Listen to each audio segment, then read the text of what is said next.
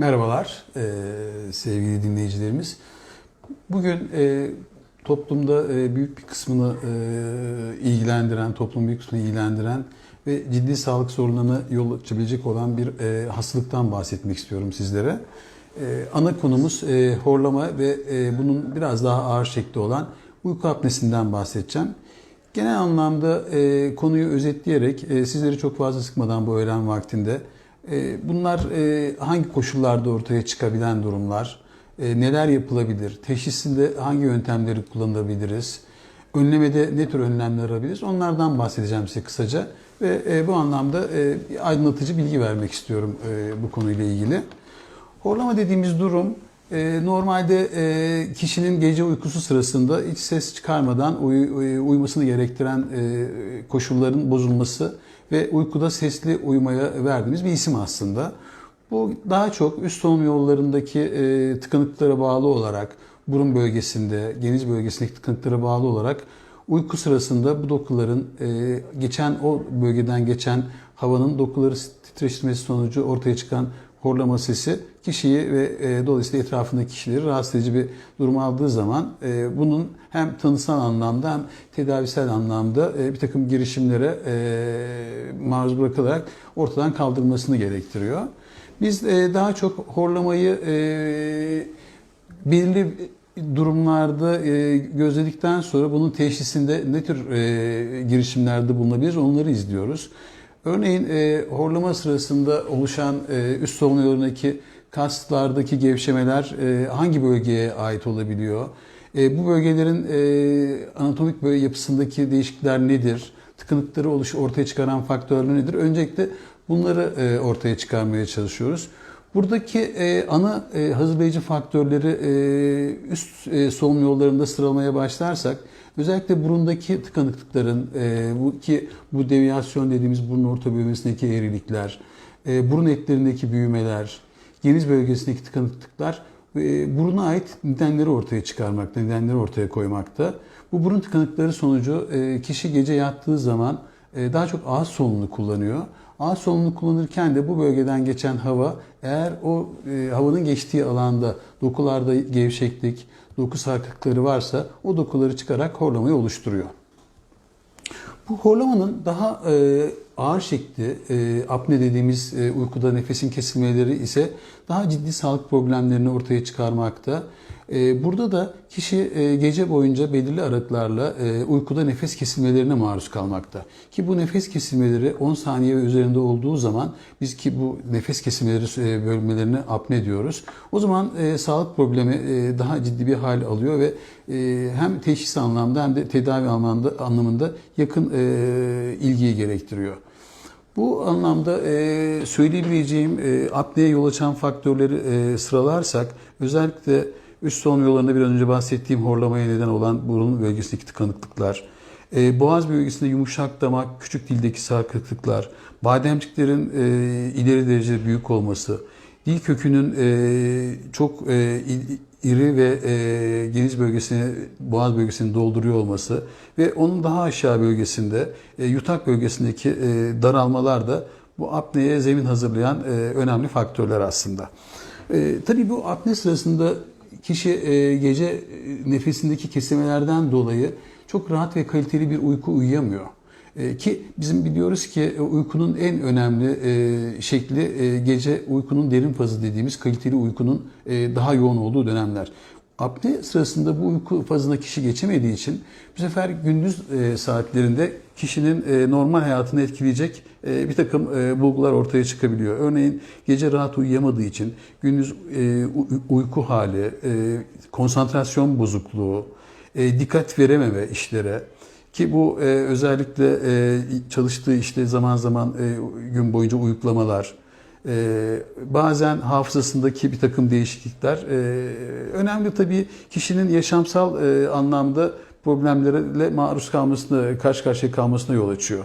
Ki bunun gece boyunca bu apne sırasında kandaki oksijen düzeyinin düşmesi vücudun tabii diğer dokularına olan oksijen ihtiyacını artırdığı için kalp daha yoğun ve hızlı çalışmaya başlıyor. Bu sefer tansiyon problemlerini, kalp damar hastalıklarının problemlerini, hatta daha ileri giderse aritmi dediğimiz kalp ritim bozukluklarına kadar gidebiliyor. Tabii bu bizim açımızdan ciddi kalp problemlerine, tansiyon problemlerine yol açabiliyor. Bunun için bu apne dediğimiz olayları apne dediğimiz durumu çok ciddi değerlendirmekte hem tanısal anlamda hem tedavisel anlamda çok yarar var. Özellikle bu son dönemlerde biliyoruz ki bu COVID-19 salgını sırasında bağışıklık sisteminin azalması COVID-19'un yerleşme olasılığını artırdığı için bu durumlarda özellikle uykunun insan vücudunda bağışıklık sistemini artırıcı, bağışıklık sistemini güçlendirici etkisinin olduğunu bildiğimiz için yapılan çalışmalar COVID-19 hastaların özellikle apneli kişilerde daha yoğun bir şekilde görülebildiğini, normal kişilere göre 2 kat fazla görüldüğünü ortaya koyuyor. Ve bu apneye bağlı semptomların da daha ağır seyrettiğini gösteriyor. Çünkü biliyoruz ki COVID döneminde özellikle akciğer tutumları ciddi solunum problemlerine yol açmaktadır. O nedenle uyku apnesinin tanısının iyi konması gerekiyor. Tanıda neler yapabiliriz? Öncelikle onlardan biraz kısaca bahsedeyim size. Genellikle ilk aşamada bu tür kişiler ya yanında beraber uyuduğu eşi ya işte aynı evde kaldığı kişilerin uyarmasıyla bunun farkına varabiliyorlar. İşte yanındaki kişi horladığından bahsedebiliyor. Zaman zaman uykusunun kesildiğinden ki bu uykudaki kesilmeler bazen o kadar şiddetli olabiliyor ki böyle gürültülü, çok alevli, çok ateşli tarzda bu uykudaki kesilmeler kişinin o dönemde daha uyku halinden uyanmasına ve çok gürültülü tabloların olmasına yol açabiliyor. Ve bu gece boyunca devam edip gidiyor. Bu durumda mutlaka bir uzman hekimin bu durumdaki hastayı değerlendirmesine yarar var. Uzman hekim ne yapıyor? Öncelikle üst solunum yollarındaki anatomik yapıyı değerlendiriyor. Bu nedir? Burun bölgesine öncelikle bakılabiliyor. Solunum yollarının ilk bölgesi olan burun bölgesinde. Oradaki bu biraz önce bahsettiğim deviyasyon dediğim burun orta bölgesindeki kıkırdak eğrilikleri, burun etlerindeki büyümeler, burunda polip dediğimiz normalde olmaması gereken yapılar ya da daha ileri durumlarda daha belki az görebileceğimiz burundaki tümöral kitleler, burun solunumunu azaltan, dolayısıyla kişinin gece boyunca rahat oksijen almasını engelleyen ilk basamak tıkanıklıkları alanı olarak düşünülebilir. Bunun dışında yine aynı anlamda düşünebilirsek solunum yollarını, bölge dediğimiz ağız ve boğaz bölgesine ait tıkanıklıklar ikinci planda bizim dikkatimizi çekebiliyor muayene sırasında. Buradaki özellikle bademciklerindeki ve gerizlerindeki büyümeler, dil kökünün aşırı hipertrofik yani aşırı büyük olması, farinks bölgesi dediğimiz yutak bölgesindeki daralmalar, yumuşak damak ve küçük delikli sarkıklıklar da bu anlamda apnenin ortaya çıkmasını hazırlayıcı faktörler olarak düşünülebilir. Burada daha çok çocukları ilgilendiren, yine çocuklarda da çünkü bu apne problemlerini uykuda gürültülü solunum, horlama ve apne problemlerini görebiliyoruz. Burada da daha çok çocuklarda en çok karşımıza çıkan problem geniz eti ve bademciklerin oldukça iri olması. Bu da daha çok 6 yaş altındaki çocuklarda sık karşımıza çıkıyor. Bu anne babanın çok kolay dikkatini çekiyor ki çekmesi çocuk açısından uzun dönemde bir takım problemlerle karşılaşmaması açısından da çok önemli bizim için. O nedenle erken tanı ve teşhisin konulması açısından da çocuklar açısından büyük yarar sağlıyor. Çünkü özellikle çocuklarda bunun geç tanınması, çocuklarda uzun dönemde bir takım ağız ve çene yapısındaki bozukluklara, diş yapısındaki bozukluklara, çocuğun konsantrasyon bozukluğuna, bu tabii uzun dönemde okul başarısını bile etkileyebilecek durumlara yol açabiliyor. Bazen tabii bu durumlar çok daha ileri boyutlarda kulaklarda sıvı toplanması dediğimiz hastalıkla beraber gözlenebiliyor. O nedenle çocuklarda da bu durumun erken teşhisi ve tedavisi anlamında dikkatli etmemizi gerektiren durumları oluşturuyor. Gece erişkinlerden bahsetmiştim biraz önce. Erişkin hastalarda bu uyku apnesi özellikle şişman, obez, şeker ve diyabet ve hipertansiyon olan hastalarda daha çok gözleniyor. Ve bu hastalarda boyun yapısının ileri derecede hipertrofik olması, boyun kaslarının tabii bu iriliğine bağlı olarak hem kısa boyun ve boğaz bölgesindeki daralmalar özellikle bu hastalarda solunumun gece boyunca çok daha sıkıntılı geçmesine yol açabiliyor. Bu hastaların tabii bu biraz önce söylediğim gibi teşhisinin çok uygun zamanda konması ve tedavisinin yapılması, planlanması açısından da önem taşıyor. Teşhiste biraz önce bahsettiğim muayene dışında bizi yönlendirecek, hatta bu bahsettiğim alandaki tıkanıklıkların, solunum yollarındaki problemlerin nerede olduğunu gösterecek, olayın boyutunun ne anlamda, ne kadar büyük olduğunu gösterecek diğer önemli tetkik de uyku testi dediğimiz, biz ona tıp dilinde polisomnografi diyoruz, uyku testinin yapılması. Bu tür hastalara, özellikle erişkin hastalarda daha yaygın olarak bu yönteme başvuruyoruz. Bir gece solunumlarının her şeyle kaydedildiği uyku laboratuvarında yatırıyoruz. Bu uyku testinde daha çok kişinin gece boyunca karşı karşıya kaldığı bu apne dönemlerinde solunumun durma sıklığının ve süresinin ne olduğuna, solunum hareketlerinin nasıl seyrettiğine, gece boyunca kan oksijen düzeylerinin ne kadar etkilendiğine, beyin dalgalarına, kalp grafiğine, tüm kas hareketlerinin yapısına, hepsine bakıyoruz. Tüm bu parametreleri değerlendirerek hem bu hastanın sıkıntısının hangi bölgeye daha yoğunlaştığını ve bizim tedavide de neler yapmamız gerektiği konusunda bize ayrıntılı ve değerli bilgiler sunuyor. Hastanın biraz önce bahsettiğim tanısını koyduk. Neler yapılabileceği konusunda kafamızda planı oluşturduk ve bunun uygulanma sırasında nasıl bir yöntem izleyebiliriz? Biraz da onlardan bahsedeyim. Genellikle uyku apnesi ve horlamadaki tedavide öncelikle nedene yönelik tedaviler bizim açımızdan çok önemli. Yani söylemek istediğim, eğer kişi obez, aşırı obez, kiloluysa kiloyu vermek, düzgün bir egzersiz programı, diyet ve egzersiz programıyla biraz önce bahsettiğim üst solunum yollarındaki kasların daha kuvvetli hale gelip üst solunum yollarının tıkayıcı etkisinin ortadan kaldırmasını sağlamak. Bunlar koruyucu önlemler açısından tabii önemli. Gece yatış pozisyonu bile horlama ve uyku apnesinde önemli bir role sahip. Örneğin sırt üstü yattığımız zaman bu kasların üst solunum yollarının tıkama olasılığı daha fazla olduğu halde yan yatıldığı zaman ya da yüzüstü yatıldığı zaman bu bölgelerin tıkanma olasılığı daha azalmakta ve dolayısıyla semptomları daha az görebilmekteyiz. O nedenle yatış pozisyonu da çok önemli. Özellikle bazı kullanılan sedatize dediğimiz kişinin uyku halini artırıcı, kas tonusunu azaltıcı ilaçlar, ki bazı alerji ilaçları buna sayılabilir.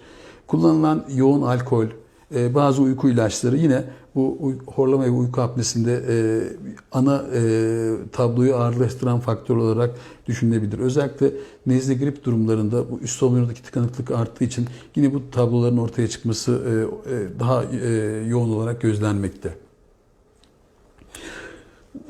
Koruyucu önlemlerin fayda etmediği ve bizi tedavide tatmin etmediği durumlarda tedaviyi tabii daha ileri aşamalara taşımak durumundayız. Burada da özellikle üst solunum yollarındaki tıkanıklıkların, anatomik yapıdaki tıkanıkların cerrahi anlamda düzeltmesi ilk planda düşünmesi gereken tedavi yöntemlerin olarak karşımıza çıkıyor. Burada biraz önce bahsettiğim özellikle burundaki tıkanıklıkların açılması, ki bu deviyasyon halk arasında çok yaygın bildiğimiz tanımıyla deviyasyon dediğimiz burun orta bölgesindeki tıkanıkların açılması, burun etlerinin küçültülmesi, burundaki poliplerin alınıp burun solunumunun rahatlatılması ya da burunda daha az gördüğümüz biraz önce bahsettiğim tümör türü yapıların alınarak burun solunumunun rahatlatılması bizim açımızdan ilk planda cerrahi olarak düşünülebilecek tedavi yöntemleri arasında sayılıyor. Uyku apnesinin ve horlamanın boğaza yönelik tedavileri biraz daha aslında ağır kişi açısından ağır seyreden bir tablolara yol açabiliyor. Çünkü bu bölgelere yapılan cerrahi müdahaleler sonuçta çok ağrılı olabiliyor ve kişinin bir süre normal yaşantısından uzaklaşmasına yol açabiliyor. Bu tedavi yöntemleri ta geçmişten bugüne kadar çok tabii evrim geçirdi. İlk başlarda bu bölgelerde kullanılan özellikle yumuşak damak, küçük dil, bademciklerde kullanılan ki yaygın adıyla halk arasında bilinen lazer tedavisi artık tarihe karıştı. Çünkü lazerin bu dokularda ciddi yanıklara yol açtığı, ciddi doku kayıplarına yol açtığı ve tedavide çok da fazla uzun dönemde faydalı olmadığı görüldüğü için artık o tedavi yöntemleri bırakıldı.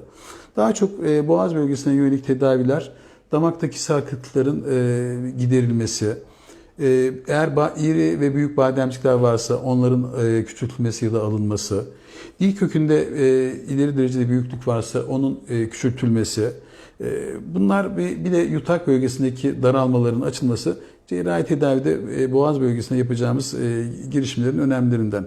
Ama bunlara başvurmadan bazen halk arasında da yaygın bilinen tanımıyla işte bir takım burun açıcı, burunu rahatlatıcı apareyler ya da gece uyku sırasında çenenin geriye düşmesini engelleyen özellikle diş hekimleri protez uzmanlarının yaptığı bir takım protezlerle çenenin normal önde tutulup dil kökünün geriye düşmesini engelleyecek apareyler de en azından koruyucu olarak düşünülebiliyor ve bu cerrahi yöntemden fayda görmeyecek ya da cerrahiden kaçınan hastalarda düşünülmesi gereken ve en azından tablonun biraz daha hafif geçmesini sağlayan apareyler olarak karşımıza çıkıyor. Bunların dışında bu cerrahinin tabii her hastada fayda görmeyeceğini bakıyorsunuz. Hastanın muayenesinde ciddi bir problemi yok. Burun ve boğaz bölgesindeki yapılar, anatomik yapılar oldukça düzgün ve yerinde. Herhangi bir tıkanıklık oluşturacak ciddi anlamda bir problemi yoksa bu sefer uyku apnesi tanısında kullandığımız polisomografi testini de değerlendirerek hastalarda yaygın bilinen adıyla uyku apnesi sırasında gece boyunca kullanılan bu maskelerle pozitif basınçlı oksijen vermek dediğimiz SPAP dediğimiz tedavi kullanılabiliyor. Bu tabii aslında birçok hastanın gece boyunca bir maskeyle uyuması çok istenen bir durum değil. O nedenle hastaların bir kısmı bundan kaçınmak istiyorlar ama düzgün bir şekilde kullanıldığı zaman gerçekten bu uyku apnesi sırasında kullanılan pozitif basınçlı oksijenin çok ciddi faydaları oluyor. Çünkü bu tür hastalar gece boyunca rahat oksijeni, istediği oksijeni alabildiği için tabii gündüz hayatına çok olumlu etkileri oluyor. O gündüz uykuluk hali gidiyor. Daha enerjik ve aktif hale geçiyor. Dolayısıyla kilo alma olayları azalıyor ve kişinin yaşam kalitesini çok artırıyor. O nedenle gerekli hastalarda doğru yerde kullanıldığı zaman bize çok önemli faydalar sağlıyor. Benim uyku apnesi ve horlama ile ilgili ana hatlarıyla söyleyeceğim ve sizlerin aklında tutması gereken durumlar bunlar. O nedenle ben bu durumlarda mutlaka bu şikayetleri olan kişilerin mutlaka bir uzman hekimin muayenesinden geçmelerini ve gerekli tetkikleri yapılıp zamanda tedavi edilmesinin yaşamlarının ondan sonraki döneminde onlara çok daha büyük katkıları olacağını düşünüyorum. Hepinize sağlıklı günler diliyorum. Teşekkür ediyorum.